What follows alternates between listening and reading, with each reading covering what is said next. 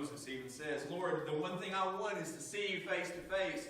And God says to Moses, Moses, you can't handle it. And so what I'll do is I'll hide you in the cleft of the rock with my hand while I pass by. And then I'll move my hand as I'm walking away, and you see the back of my head, because you couldn't handle it if you saw me face to face. And you have to get that Jack Nicholson line in there. Can't handle the truth. He says, face to face. If you could only see him face to face. And this one who is coming to the world, this Logos, has been with God in the beginning. And he is the only one who has ever stood face to face, toe to toe with God. Verse 2, or stanza 2, actually begins in verse 6. Now there was a man who was sent from God, whose name was John. He came as a witness to testify to the light, so that all might believe through him. He himself was not the light, but he came to testify to the light. That true light, which enlightens everyone, was breaking into the world. Stanza 2 almost shifts completely. It takes all the attention off of this Logos, and it looks actually at this person called John. Now, we realize later that this is the person who we're going to call John the Baptist, but at least at this section, he's not doing much baptizing. If anything, we could call him John the Testifier right here. At this point, he is proclaiming to humanity, this Jesus who comes is your salvation. This Jesus who is breaking into humanity, who is breaking into reality, this is the one whom the Old Testament prophets have spoken about. This is your hope. Stanza 3.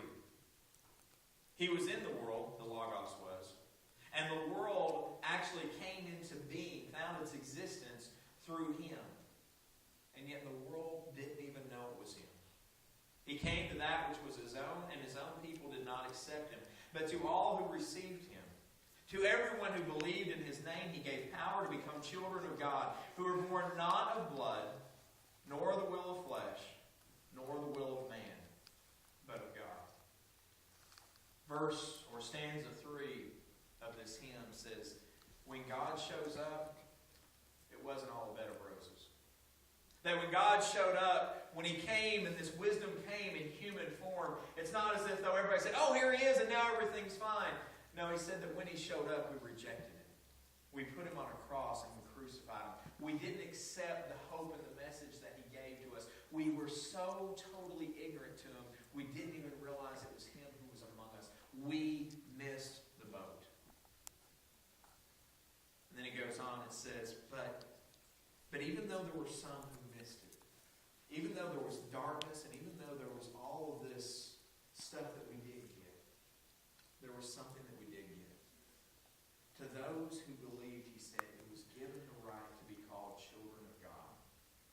He's talking about a new kingdom. He's talking about a new way of being in the world. Which, by the way, he says, and these kingdoms won't be like the old kingdoms we've known. Because how are kingdoms usually established? Well, the first line you notice there, it says, who are born not by blood. Not a great translation. The actual term in Greek there is blood is plural. So born not by bloods. And no, it's not talking about grips and bloods and gang fights. It's actually an idiom in Greek that literally means born not by violence. That this kingdom doesn't come across to us. This kingdom doesn't come into existence because these two warring factions started battling it out and one won and one lost.